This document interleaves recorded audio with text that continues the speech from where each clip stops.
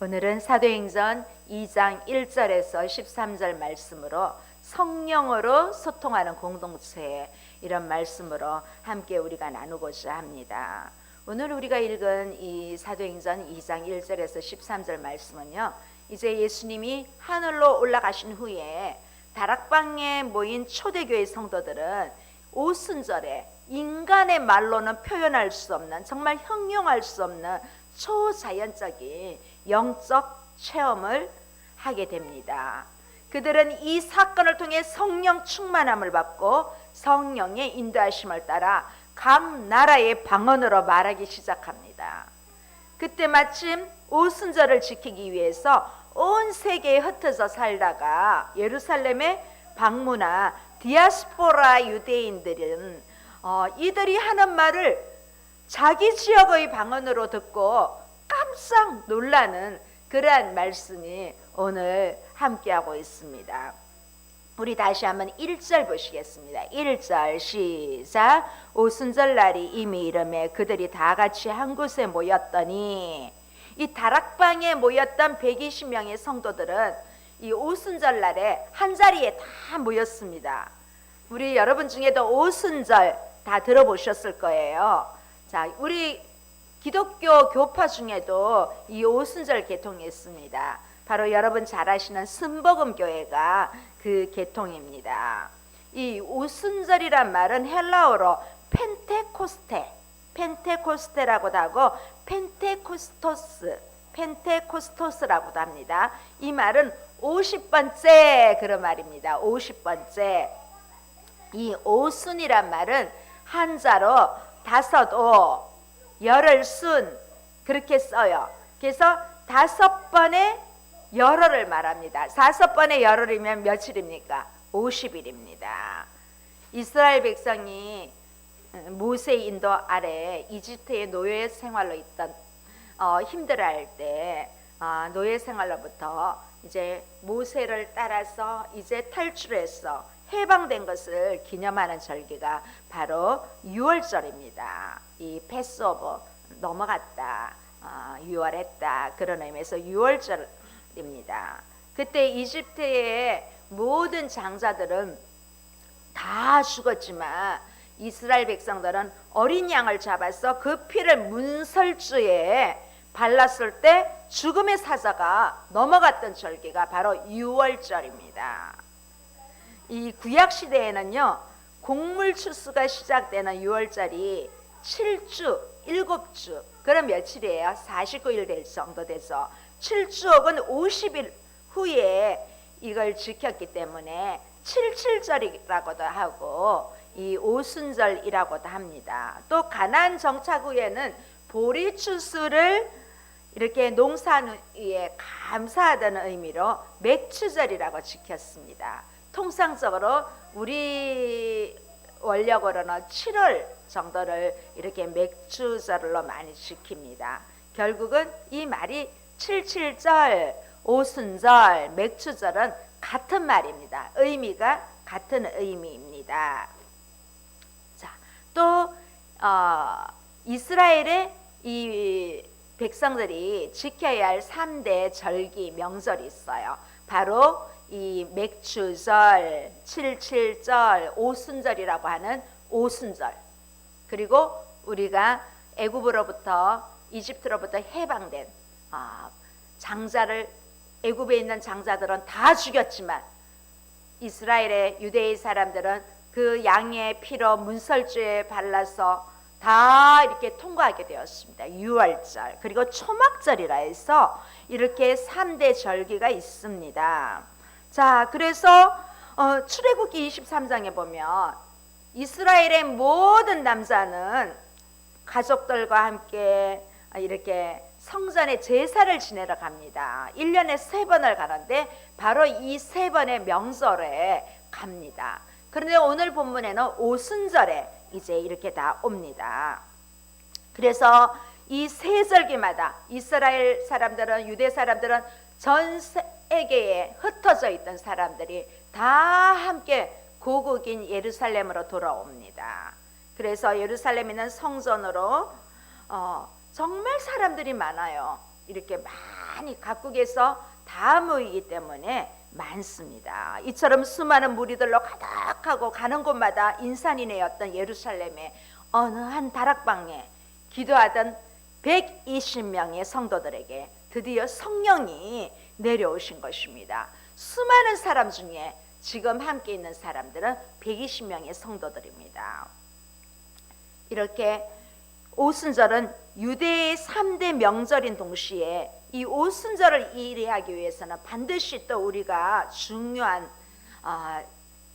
기억해야 할 한 사건이 있습니다. 바로 부활절입니다. 우리는 예수 그리스도가 십자가에서 죽으시고 예수님의 부활이라는 역사적인 사건의 연결선상에서 이 오순절을 생각해야 합니다. 오순절 없는 부활절은 단순한 역사적인 객관적인 사실입니다. 왜냐하면 부활은 역사적인 사실이기 때문에 이 역사적인 사실은 객관적인 사실입니다. 그러면 부활절 하고 이 지식으로 기억될 수 있습니다. 또한 부활절 없는 오순절은 단순한 어떤 환상적인 그러한 사건으로 생각할 수가 있습니다. 어쩌면 주관적인 신비적인 체험으로 그렇게만 느낄 수가 있습니다. 그래서 우리는 객관적인 계시인 부활절이 반드시 이 오순절의 그 의미를 생각할 수 있어야 한다는 것입니다.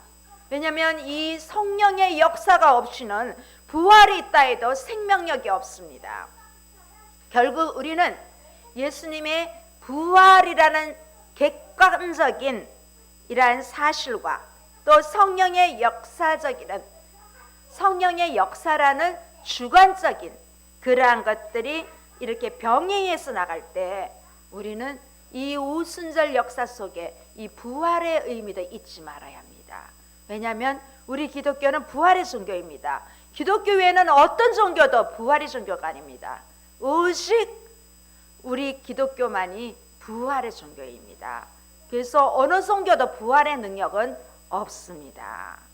그래서 예수님이 부활하신 것입니다.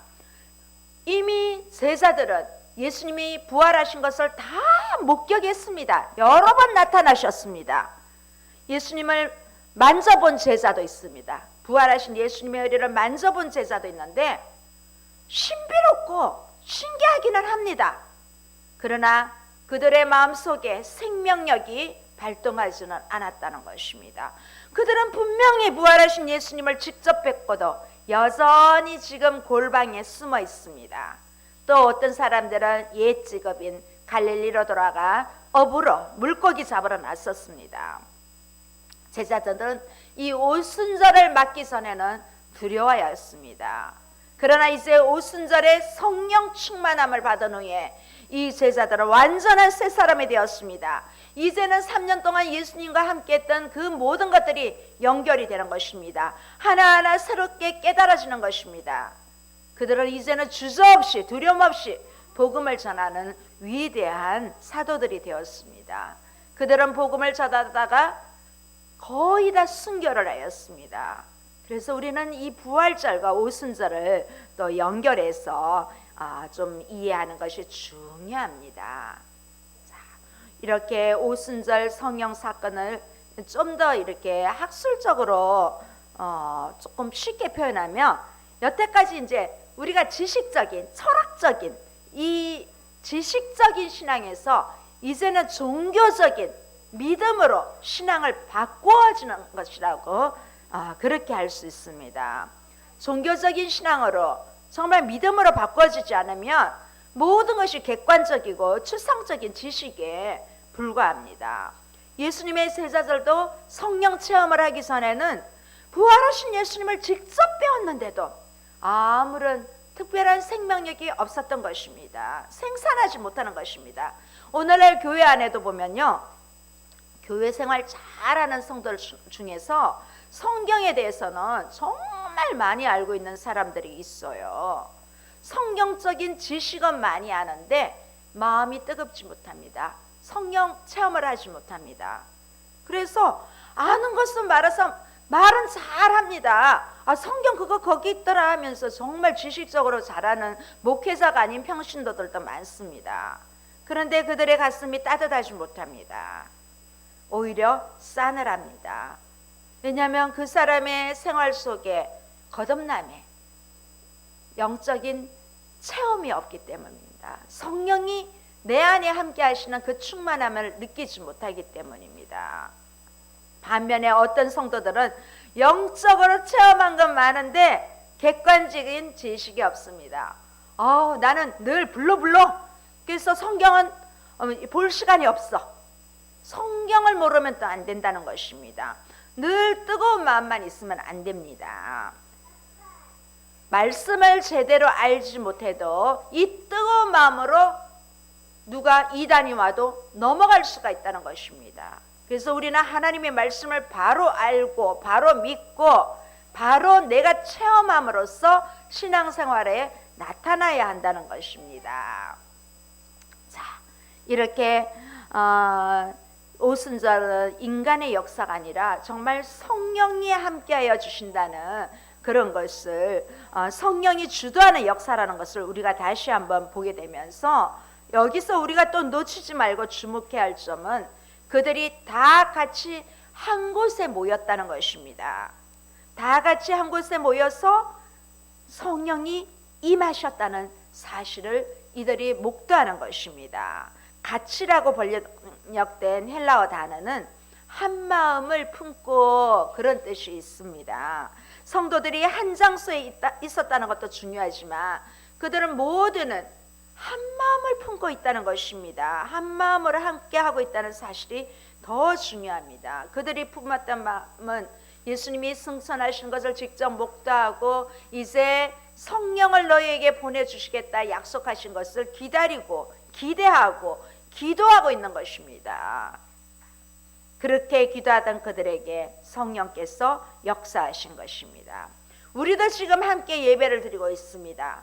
우리가 예배드리는 이 교회당이 얼마나 멋진가, 얼마나 화려하게 장식이 되어 있는가, 또 우리 외부적인 건물이 얼마나 멋있는가, 또 얼마나 많은 사람들이 모였는가, 이것도 중요합니다만은 우리가 소수의 숫자가 모였지만 진심으로 한 마음으로 기도할 때 성령이 임한다는 것입니다.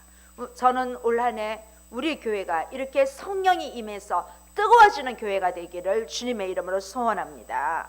자, 우리가 이렇게 같은 장소에 예배를 드리지만 우리의 생각과 마음이 이렇게 뿔뿔이 흩어져 있다면 우리의 예배가 온전한 예배가 되지 못합니다. 우리가 비록 두세 사람이 모인 곳에도 하나님의 이름으로 함께 하실 때 함께 하신다고 하셨습니다. 우리는 성령의 역사를 이제 체험하기를 바랍니다. 그래서 우리가 성령으로 소통하는 교회가 되기를 바랍니다.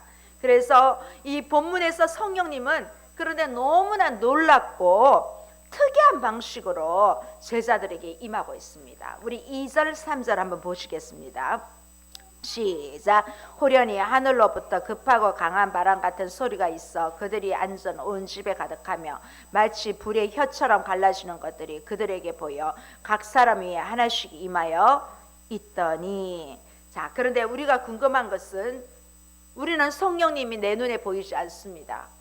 우리가 믿는 하나님도 내 눈에 보이지 않습니다.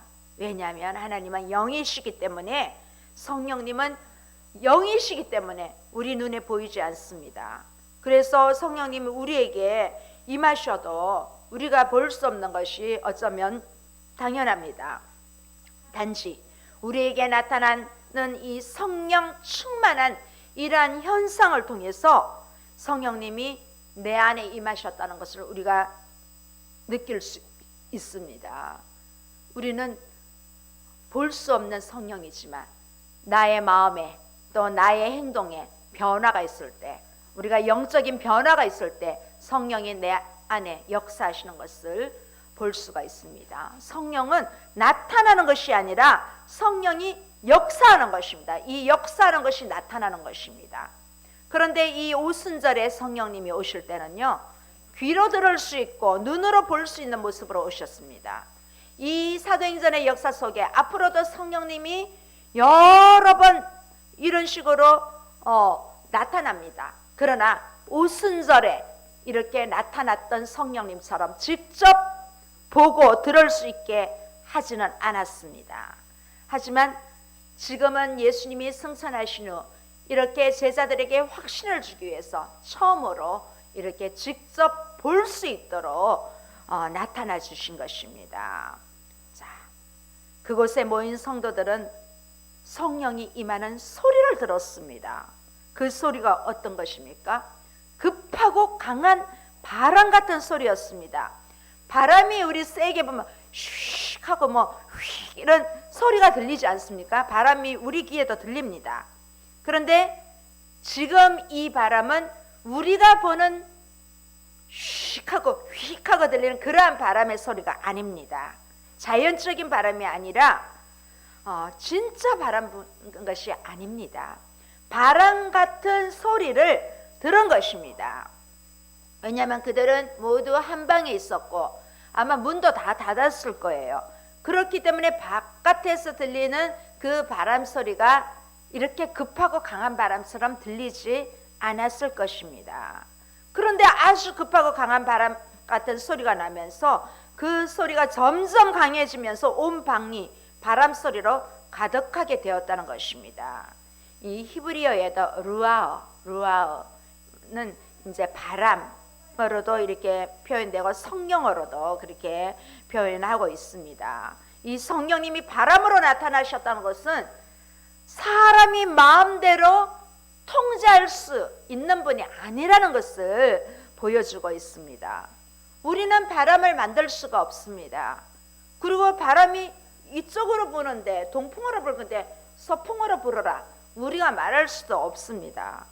또 바람 부는데 바람 멈춰 우리가 그렇게 말할 수도 없습니다. 단지 우리는 바람이 불 때 바람이 불구나 소리가 들리구나 이렇게 느낄 뿐입니다. 우리의 생각과 의지와 상관없이 이 바람은 그냥 불고 싶을 때 부는 것입니다.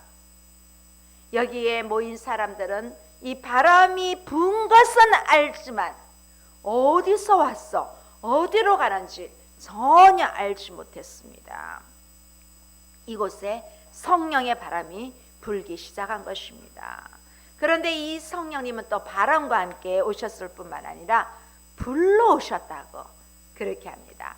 그래서 우리가 기도할 때도 불러 이렇게 많이 외치기도 합니다. 우리가 기도할 때 불러 성령이 역사해 달라고 그렇게 부르지요. 자, 이렇게 모인 무리들 위에 불이 임하는 것이 보였는데 먼저 이 큰 불덩어리가 내려온 것 같습니다. 그런데 그 불이 이 120개로 갈라지면서 각 사람의 머리 위에 머무는 그러한 모습으로 갈라졌습니다. 마치 불의 혀와 같은 모양으로 길쭉하게 각 사람 머리 위에 임한 것입니다. 그 자리에 있었던 이 120명의 문도들은 이 성령의 불을 다 받은 것입니다.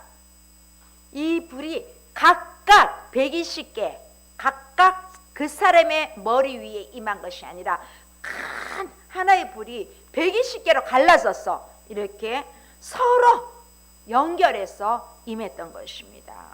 그럼 불의 속성은 다 태워버리는 것입니다. 불은 그 쇠도 녹여버립니다. 이 불은 계속 가하면 물질의 본성도 다 바꿔버립니다. 이와 같이 성령은 우리 안에 있는 죄를 다 태우시고 우리가 죄로 인하여 변질된 우리의 속사람을 다 취하여 주시면서 강팍한 우리 마음을 녹여서 완전히 새 사람으로 만들어 주십니다. 성령님은 이렇게 바람처럼 불처럼 이렇게 임하셨습니다. 지금의 이 불같은 크다란 덩어리가 120명에게 다 이렇게 분산해서 임했는 이 지금의 현상을 보면 엄청난 일이 일어납니다. 산불이 납니다. 우리나라도 가끔씩 대형 산불이 납니다. 그러면 이렇게 한번 나면 모든 것을 다 삼켜버립니다. 쉽게 막을 수도 없고 제어할 수도 없습니다. 소방관들이 물을 뿌리고 헬리콥터가 와서 물을 뿌리지만 쉽게 꺼지지 않는 대형 산불이 일어난 적도 많이 있습니다. 자, 이렇게 제자들에게 임한 성령은 바로 이 성령의 산불인 것입니다. 자, 한 번 타면 꺼뜨릴 수 없는, 끌 수 없는 엄청난 성령의 산불이 이곳에 임한 것입니다. 자, 이제 이 산불 같은 이 덩어리가 각자에게 불러 일어난 이 불은 이제는 가까이 있는, 앞으로 이 사람들이 나아가면 예루살렘이 변할 것입니다. 예루살렘의 이 불덩어리가 퍼질 것입니다. 휩쓸어 갈 것입니다. 그리고 온 유대와 사마리아로 나아갑니다. 결국은 마침내 땅끝까지 퍼져서 다 태우게 되는 그러한 역사가 이 지금 다락방에서 시작하고 있는 것입니다. 진짜 산불은 파괴하고 정말 모든 것을 잃게 되지만 우리 성령의 불은 우리에게 구원의 불이요, 또 우리 믿는 자에게는 축복의 불이 되는 것입니다. 바로 이러한 성령님이 우리 믿는 자들에게 임하신 것은 앞으로도 이 사도행전의 역사는 계속되고 있다는 것입니다. 오순절에 성령이 오신 이 성령은 일종의 개관식, 개통식이라 생각하면 되겠습니다. 그러면서 이제 앞으로는 누구든지 성령의 이름으로, 성령 하나님의 이름으로 나아갈 때 우리에게도 이런 불의 역사, 바람의 역사가 일어날 수 있다는 것입니다. 자, 예수님을 믿을 때 성령을 받을 수 있습니다. 예수님을 믿지 않으면 이 성령은 절대로 내 안에 올 수가 없습니다. 자, 성령을 받지 않으면 어느 정도 인격의 수양과 성경적인 지식으로 좀 가질 수 있습니다. 그러나 그들에게는 본질적인 변화가 없습니다. 성령의 충만함을 느낄 수가 없습니다.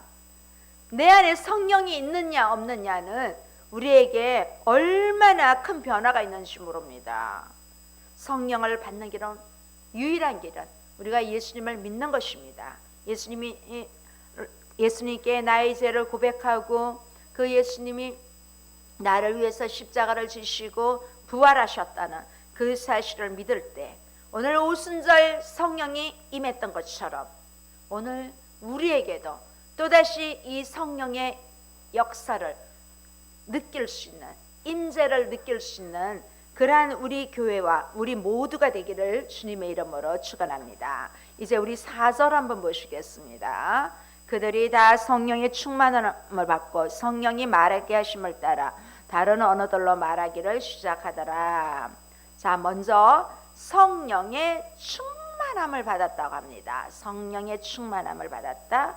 앞서 바람 같은 소리로 임하시고 불같이 마셨다. 우리는 이것을 성령 침례라고 합니다. 성령으로 내 안에 뜨겁게 나타나는 것입니다. 그런데 이 성령 침례는 저는 일회성으로 봅니다. 일회성. 단 한 번 내가 성령으로 거듭날 때 나에게 오는 역사. 그렇지만 성령으로 침례받은 사람은 그 후에 성령으로 충만함을 받게 된다는 것입니다.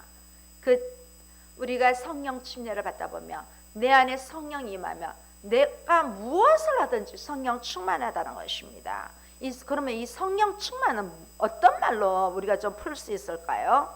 나의 인격과 나의 감정, 내 안에 있는 모든 것이 성령으로 가득 차고 내 마음대로 하는 것이 아니라 성령의 지배를 받았다는 그런 의미로 보면 되겠습니다. 에베소서 5장에 보면 술 취하지 말라 하면서 성령의 충만함을 받아라 그렇게 말씀합니다. 술을 마시고 취하면 사람이 알코올의 지배를 받습니다. 그러면 알코올의 지배를 받다 보면 비틀비틀하고 몸을 가누지도 못하고 정신도 오락가락하게 됩니다. 그처럼 우리가 성령의 충만함, 성령의 지배를 받으면 성령이 이끄는 대로 살아간다는 것입니다. 내 생각, 내 감정, 인격 속에 성령으로 가득 차졌어. 다른 것은 있을 수가 없는 상태가 되어버립니다. 나의 욕심, 나의 자아, 나의 모든 그런 탐욕 이런 것들이 이 성령 충만하면 틈새가 없습니다. 들어갈 틈이 없습니다. 그렇지만 우리가 성령 충만하지 못하면 언제든지 내 안에 틈탑니다. 욕심이 틈타고 미움이 틈타고 모든 것이 틈탈 수밖에 없습니다. 또 보니까 그들이 성령께서 말하게 하심을 따라 말을 하기 시작했다는 것입니다. 성령이 말하게 하신 것이 여기서는 다른 언어들로 말하게 되었다고 합니다. 이 다른 언어들이란 말은 제자들이 말한 언어가 다른 사람들은 알아들을 수 없지만 그 언어를 사용하는 사람들은 알아들을 수 있는 언어입니다.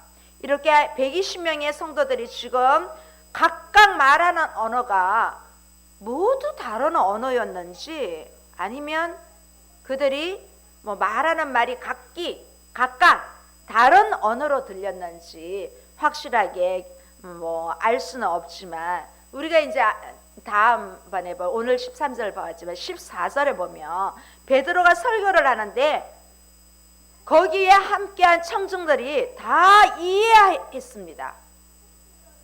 베드로는 갈릴리 사투리가 있는 그런 언어인데 거기에 함께한 사람들이 다 알아들었다는 것은 초자연적인 사건으로 듣는 사람들이 각각 자기의 언어로 이해했다는 것입니다. 이 광경을 목격한 사람들이 반응을 보게 됩니다. 우리 5절에서 8절 한번 다시 보시겠습니다. 그때 경건한 유대인들이 천하 각국으로부터 와서 예루살렘에 머물러 있더니 이 소리가 나며 큰 무리가 모여 각각 자기의 방언으로 제자들이 말하는 것을 듣고 소동하여 다 놀라 신기하게 여겨 이르되 보라 이 말하는 사람들이 다 갈릴리 사람들이 아니냐 우리 각 사람의 난곳 방언으로 듣게 되는 것이 어찌 됨이냐. 여기 보니까 이제 사람들이 이 다락방 안에 있는 사람들도 있겠지만 다 나간 것으로 보입니다. 경건한 유대인들이란 여기 말씀이 나오지요. 5절에 이 사람들은 아마 그 흩어졌다가 다시 모인 디아스포라 유대인들이거나 또 유대교로 개종한 그런 사람들로 볼 수 있습니다. 이렇게 세계 각처에서 많은 사람들은 이 언어가 사실은 통하지 않는 상태였습니다. 이 사람들은 유대인들이지만 외국에 나가서 산 기간이 너무 길기 때문에 우리 영어권 2세, 3세 정도가 아니라 완전히 거기서 정착하여 사는 현지인 같은 사람들입니다. 그러나 이 사람들은 현지인 같은 사람이지만 유대인이라는 것입니다. 자, 이곳에서 살면서 그들은 이 6월 오순절 절기를 맞아요. 다 모인 것입니다. 그래서 너무 많은 곳에서 왔기 때문에 서로 언어를 지금 시대처럼 여러 나라의 언어를 통역하는 사람이라면 알 수 있겠지만 저는 한 4개국어까지 하는 사람은 봤는데 한 4나라 정도는 제가 아는 기준에서는 통역할 수 있겠지만은 그렇지 않는 경우는 알 수가 없지요. 자, 그런데 갑자기 알아듣는 언어가 들린다는 것입니다. 분명히 세계 각곳에서 다 모였는데 막 알아듣기 시작한다는 것입니다. 자, 이렇게 방 안에 있던 120명의 문도들은 성도들은 성령 충만하고 정말 너무 뜨거워서 밖으로 다 나와서 이렇게 듣고 있는 것입니다. 그 많은 사람이 그런 언어로 말하니까 사람들이 깜짝 놀란 것입니다. 자, 이 사람들은 거의 다 갈릴리 사람들입니다. 유대인이고 갈릴리 사람들이며 크게 많이 배운 사람들도 아닙니다. 그런데 어떻게 자기들의 언어를 하는지 깜짝 놀란 것입니다. 이 오순절의 성령은 세계 각처에서 많은 사람들이 왔는데 그들이 하나님의 말씀이 그들이 전하는 말씀이 들렸다는 것입니다. 그래서 이 말씀을 들은 사람들은 이 복음의 진리에 놀라서 저 방언을 알아들을 수 있을 정도였습니다. 그리고 이 말씀을 전하는 사람들한테도 그들의 모습을 보고도 놀랐을 것입니다. 그들이 뭐 유대인 율법학자들도 아니고 갈릴리 촌의 어부들이었습니다. 그들의 말이 들렸다는 것입니다. 이제 그들에게 궁금증이 난 것입니다. 도대체 저들이 아니 어떻게 우리나라 말을 할 수 있지? 하고 다 놀라고 있습니다. 어떤 사람들이 모였습니까? 자, 10절에서 11절 보시겠습니다. 시작. 우리는 바데인과 메데인과 엘람인과 또 메소포타미아, 유대와 갑바도기아, 본도와 아시아, 부르기와 밤빌리아, 애국과 및 구레네에 가까운 리비아 여러 지방이 사는 사람들과 로마로부터 온 나그네 곧 유대인과 유대교에 들어온 사람들과 그레데인과 아라비아인들이라. 우리가 다 우리의 각 언어로 하나님의 큰 일을 말함을 듣는도다 하고, 자, 이 지역을 크게 한 5군데로 나눌 수 있습니다. 바데, 메데, 엘람, 메소포타미아는 지금의 이란, 이라크 정도 됩니다. 이란, 이라크, 인도까지 포함하는 지역입니다. 자, 유대는 그들이 지금 있는 지역입니다. 유대는 이 유대를 중심으로 지금 갑바도기아, 본도, 아시아, 부르기아, 밤빌리아는 소아시아로 지금의 튀르키예 지역입니다. 튀르키예 갔다 온 지 2달밖에 안 됐는데 한참 된 것 같습니다. 네. 자, 또 구레네, 리비아는 북아프리카 지역입니다. 또 로마와 그레데는 유럽 쪽입니다. 아라비아는 뭐 그야말로 아라비아 반도입니다. 자, 그 당시 세계를 대부분 다 표현된 것입니다. 다 포함하는 지명들입니다. 이렇게 세계 각국에서 온 사람들은 성령을 받은 제자들이 증거하는 진리를 자신의 언어로 들었다는 사실입니다. 놀라운 것은 하나님을 믿는 사람은 하나님의 말씀을 들을 수 있는 귀가 있다는 사실입니다. 우리가 함께 있지만 하나님을 믿지만 내 안에 또 다른 믿는 것이 있다면 이 하나님의 말씀이 들렸다가도 나갔습니다. 그러나 내 안에 하나님의 성령이 있다면 이 말씀이 들린다는 것입니다. 자, 놀라운 것은 제자들이 선포하는 하나님 말씀을 듣자마자 이것이 여기에 모인 사람들이 하나님의 말씀이라는 것이 들린 것입니다. 베드로가 막 갈릴리 사투리 써가면서 설교를 해도 다 들린다는 것입니다. 그래서 그들은 우리가 다 우리의 각 언어로 하나님의 큰 일을 말함을 듣는다고 하면서 그들은 기뻐하였습니다. 놀랐습니다. 하나님의 큰 일이 뭡니까? 예수 그리스도를 통하여 예수님이 이루신 구원 사역을 말하지 않겠습니까? 갈릴리의 어부들이 하는 말, 그들이 말하는 사투리 속에서도 그 안에 진리가 나오는 것을 보고 깜짝 놀랐습니다. 그런데 이 엄청난 사건을 보고 사람들이 놀라는데 다 긍정적인 반응은 아닙니다. 여러분, 다 좋은데도 부정적인 그런 것들도 있습니다. 자, 우리 오늘 마지막 말씀 12절 13절 보시겠습니다. 시작. 다 놀라며 당황하여 서로 이르되 이 어찌된 일이냐 하며 또 어떤 일이 있다든 조롱하여 이르기를 그들이 새술에 취하였다 하더라. 자, 다 놀라면서 서로 당황해서 서로 있을 수 없는 일이 일어났다고 아우성입니다. 그 중에는 성령으로 증거하는 말씀을 들었을 때 놀라면서 받아들인 사람도 있지만 조롱하는 사람도 있었습니다. 여기에 새술에 취했다는 말이 있습니다. 새술에 취했다는 이 새술은 여기서는 별로 좋은 의미가 아닙니다. 좋은 뜻의 말이 아닙니다. 이 헬라어로 글루코스라고 해서 지금 막 발효가 되고 있는 그런 술을 의미합니다. 자, 완전히 발효가 되어 상품이 된 술이 아니라 집에서 술을 담갔는데 발효가 될 듯 말 듯 하는 좀 아주 저가의, 좀 비속어로 하면 좀 싸구려 그러한 술을 의미하는 단어입니다. 믿지 않는 사람들의 눈으로 보면 하나님의 놀라운 말씀을 전가하는 제자들이 좀 옷도 그럴싸하게 입고 한 것도 아니고, 그렇다고 해서 좀 표준어도 아니고, 전혀 이 모습을, 외형적인 모습을 봤을 때는 교육도 많이 받은 사람 같지 않는데, 게다가 이 갈릴리 사투리로 하나님의 말씀을 증가하는 저들의 모습을 보면서, 아니 너희들 같은 사람이 무슨 좋은 술을 마신 것 같지도 않고 뭐 이렇게 아주 값싼 술이나 마시고 그렇게 주정하는 것이 아니야? 그렇게 비꼬는 그런 식으로 조롱한 것입니다.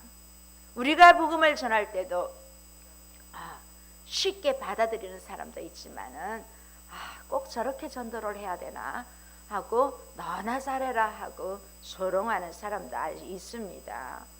그렇지만 성령이 우리에게 임하시면 우리가 복음을 전할 때 우리도 변화되고 복음을로 전하게 되는, 또 받는 사람도 변하게 될 것입니다.